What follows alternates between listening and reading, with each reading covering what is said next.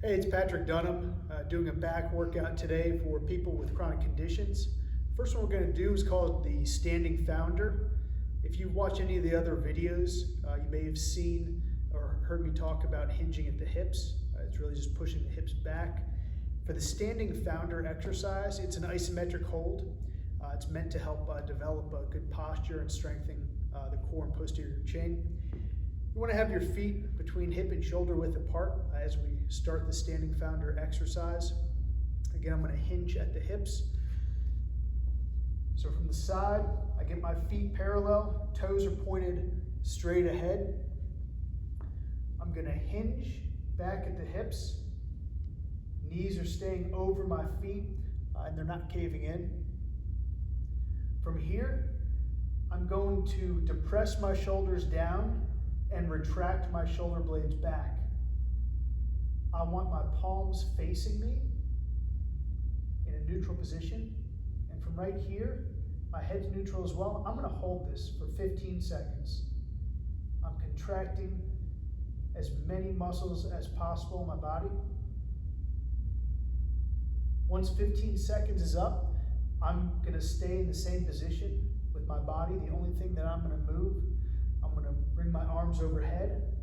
Now from here, I'm still pinching my shoulder blades and depressing my shoulders down. I don't want my shoulders up by my ear. I want them depressed down. And I'm gonna stretch. Hold this here for 15 seconds. So the standing founder exercise is really a two-part exercise. We'll do the first part with the hands down by our sides in that neutral position, palms facing in. Then we'll move and do overhead holds. We're gonna actually superset this with the star balance drill. So if you watched the balance video before, a couple weeks back, the star balance drill, you're gonna start with your feet about hip width apart. You're gonna step and touch a mark on the floor in front. Out to the side in front. You're gonna come back, completely out to the side. Again to that starting position. Back about 45 degrees. Back to the starting position, and then behind. If you need to put masking tape or something on the floor at each spot to use a target, then that's also fine. Once you do the right leg, you want to switch and go through all of those same movements with the opposite leg.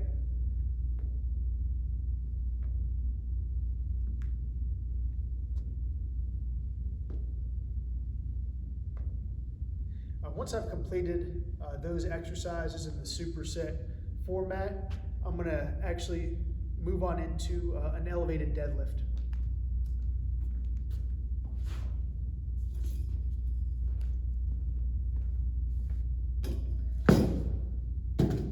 For the elevated deadlift, you can use a number of different things. I have a kettlebell here. You can use dumbbells. You can use a barbell if you have blocks. If you have a sandbag, bag of mulch, anything that you can get your hands on, you can safely lift up, is good to use. So the purpose of the elevated deadlift is to work on the upper half of the deadlift movement. Same format for technique, same body position as a regular deadlift. Instead of me pulling this kettlebell off the floor, I'm just pulling it off of the elevated position. Once I start, I see my feet are about shoulder width apart here. For this box, I'm straddling it. I want my hips to come back. Knees are staying over my feet. Pulling my shoulder blades down and back. And I'm going to stand up. Notice how I'm not arching my back or hyperextending. You do not want to do that. What you do want to do is get full extension, so you're going to squeeze your butt at the top. Again, hinge down, pause, and back up.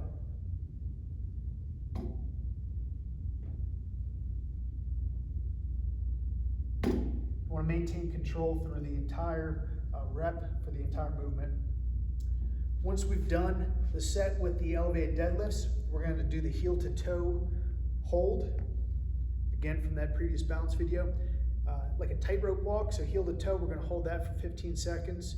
Once we finish that, we're going to switch and put the other foot forward. Once we finish all the sets with the elevated deadlift and the heel to toe hold, we're going to switch and do the bent over row.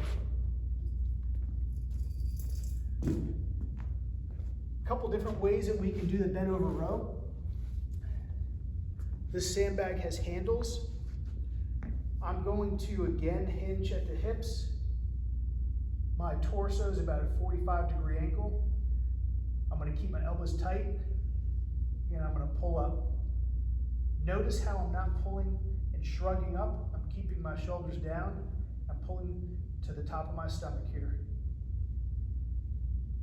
If you are comfortable doing that and you're able to do what's called the pendlay row, if you have a barbell, you can actually start from the floor. Your upper body's almost parallel with the floor.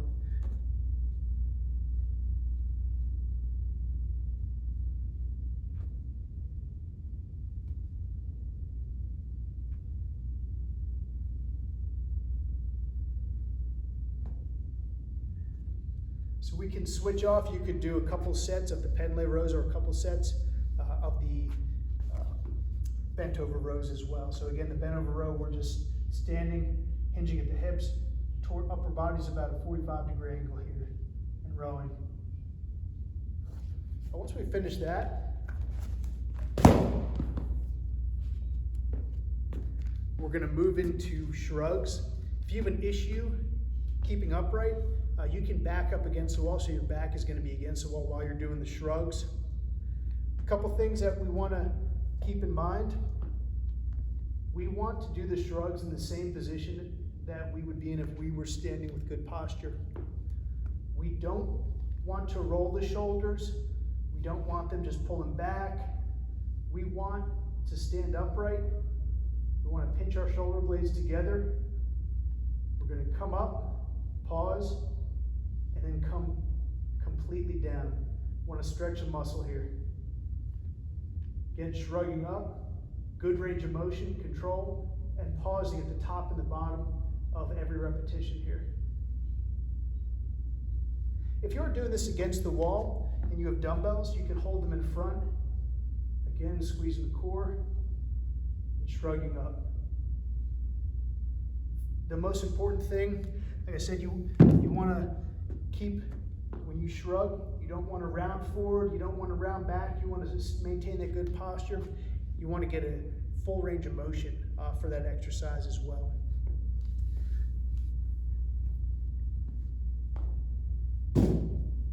Last thing is the shoulder extension and lat flexion. This is one that you don't need a lot of weight, if any weight at all. This is one that would be a great option for soup cans, something like that that's only a pound or two. Again, we're targeting the back, we're targeting the posterior chain, and we're working all those muscles that help us maintain good posture, that help protect us if we fall or get into an accident. My feet are hip to shoulder width apart. From right here, just like the standing founder exercise, except not an isometric hold. It's a dynamic movement. Every other joint in my body is staying locked in position. I'm simply engaging the lat muscles.